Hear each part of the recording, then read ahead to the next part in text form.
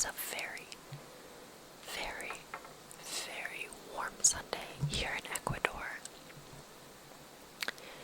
I've wanted to get out a video a lot sooner than I have. I've actually been really ill from a possible chronic illness, so I had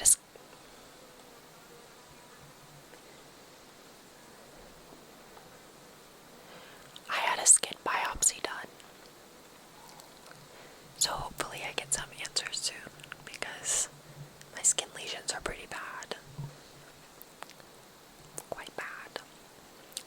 I tried to record the same medieval facts video 4 times, and something always went wrong. The audio was off, something. And then I decided I'd rather be consistent, even if it's not the ideal video I wanted to make, rather than forcing myself to make that one video. I hope that this can be relaxing, and I am going to talk about your travel guide to Peru. Your travel guide to Peru, to Peru, to Peru. I went to Peru for the first time just over 2 months ago, and it was quite possibly the best 2 weeks of my life. Peru is probably the country on earth that has the most. There are a lot of other lovely places, but Peru just, I feel like it's underexplored. And I would love everyone to give Peru a shot, so I'm going to tell you my itinerary and why you should go to this beautiful, beautiful country.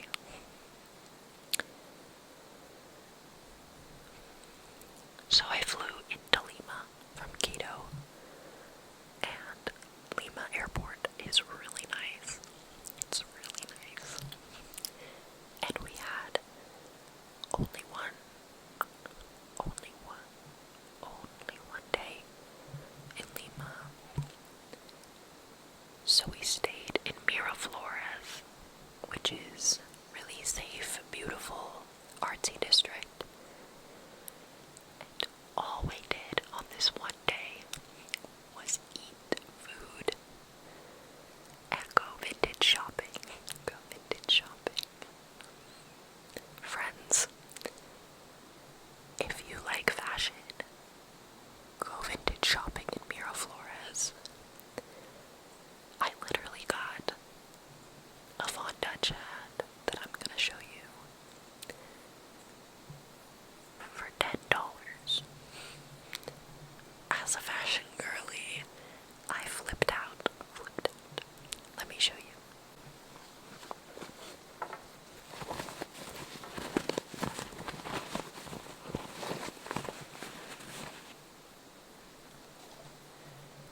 I am obsessed with my Von Dutch hat.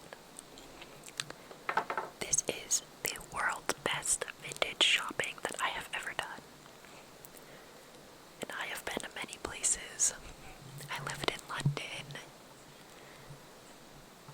I've done a lot. But y'all, go to Miraflores for shopping. There is so much else to see and do there. The food is amazing. But I would still recommend doing a day of shopping. And then this is where the adventure kind of begins.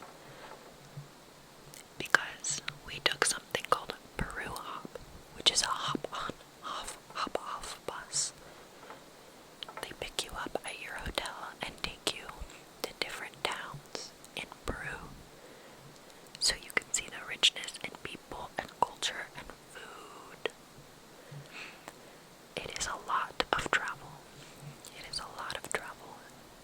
A lot of bus hours. But I couldn't recommend it more. Stop 1. The fly is back. Stop 1 was Paracas. Don't skip Paracas. People do. This was actually my favorite stop on the entire Peru hop. My mom and I rented a moped, and we went and visited the national park and drove around for hours, and it looks like Tatooine if you're into Star Wars. I felt like I was on Tatooine. It was magical, and my mom had never driven a moped, and they just gave it to us, and we had the best time ever. Don't skip Barracows. Don't do it. Next stop was Wakachina, which is most famous for its very large, beautiful sand dunes. This is the stop I was personally most excited for.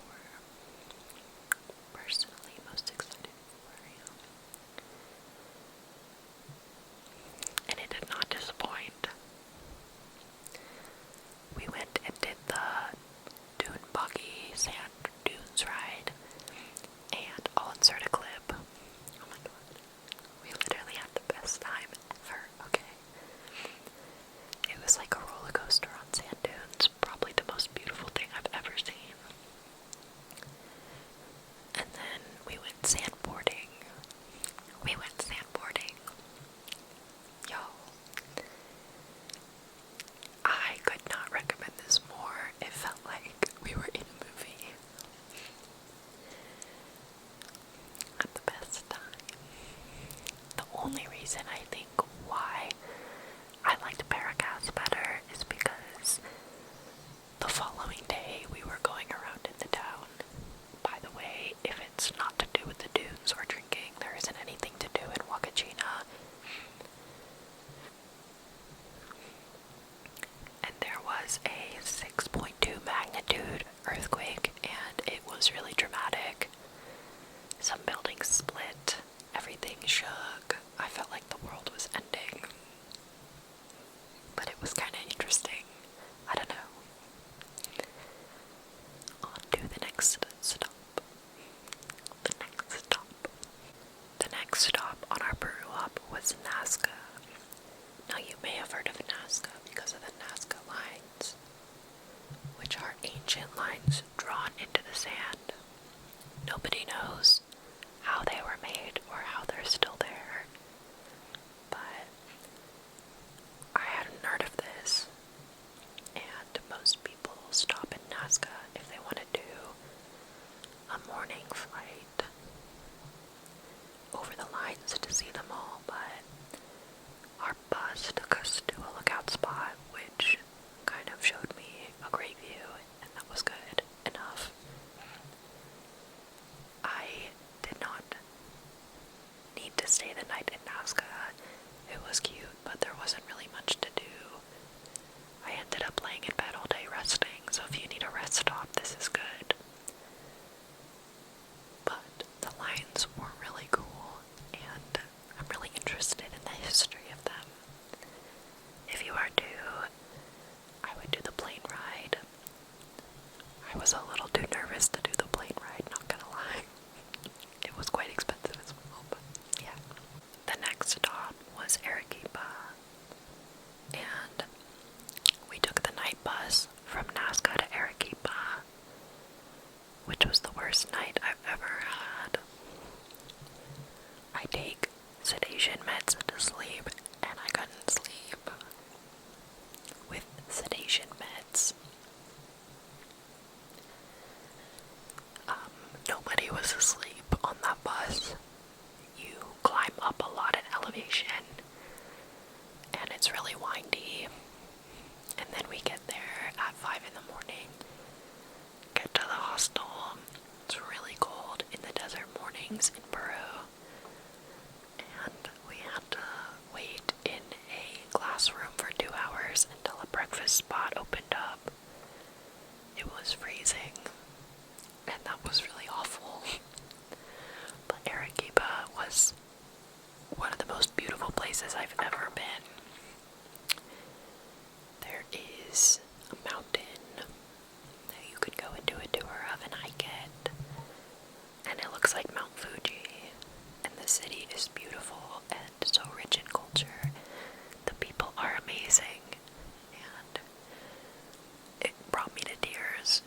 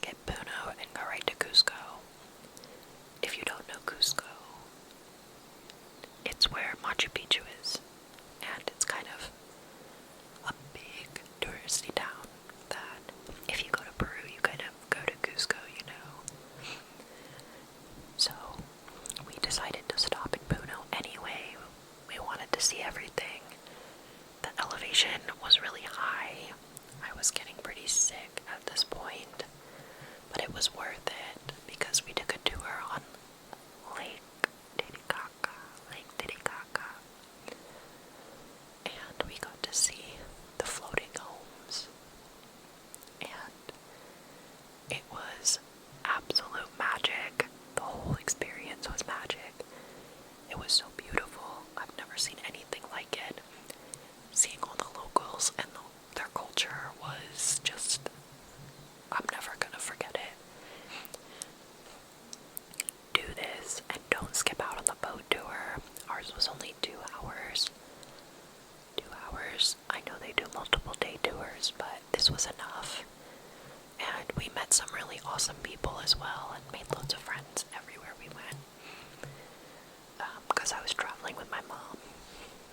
And this was just unbelievable.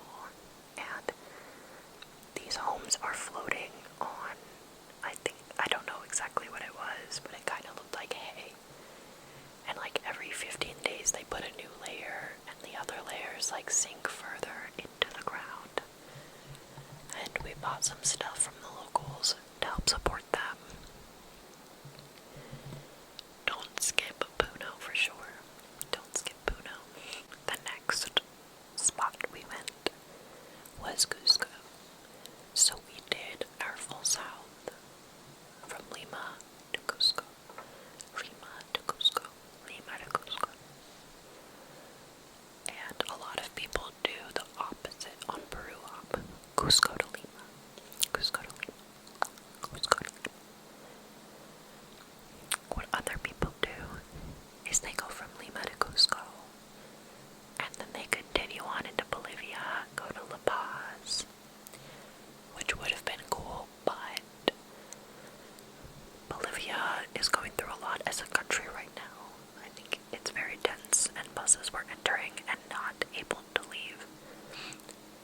So obviously we just went to Cusco, and Cusco was amazing.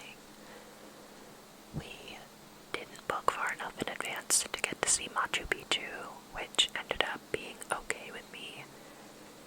We had 4 days in Cusco, and the altitude was really high.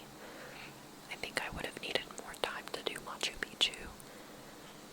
But I did hike Rainbow Mountain, which was unbelievable. I believe that went up to 17,000 feet. And I did get really sick.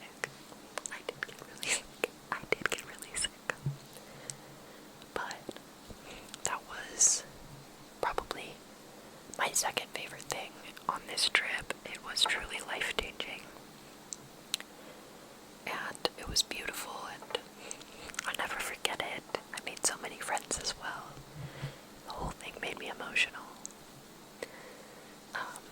We also did the Sacred Valley, which was gorgeous, and we learned about so much Inca culture. I definitely want to go back and hike the Inca Trail to Machu Picchu. I did struggle a lot of these days, because, like I said, I'm kind of sick right now. But I still pushed through on that hike, which was a mistake, because possibly a mistake in the moment, because I had lots of vomiting and other things. But I don't regret it. And Sacred Valley was, the world has so much beauty to offer, and if you haven't gone and seen it, I couldn't recommend enough. If you have the means to go and travel. We also just spent a day exploring Cusco, and there's some beautiful views. Beautiful views.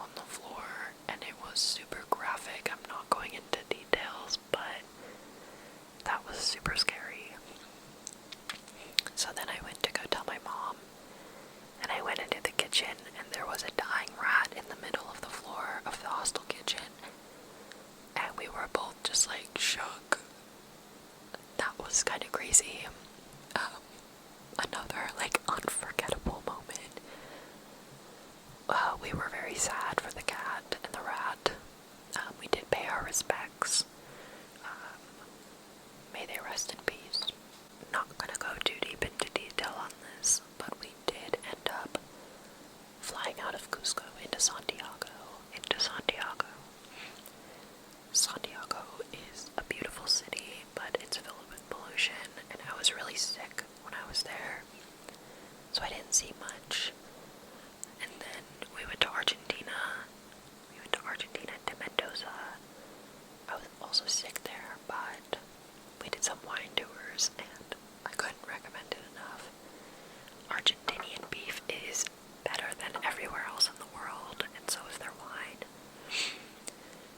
And we toured like Chandon and some other really cool wineries, and then we went back to Santiago, and I got to experience a little bit more. You don't need a lot of days in Santiago, but the city was cool, and we did Cajun lmao. I don't know how to pronounce it, I'm so sorry, but that was really, really beautiful.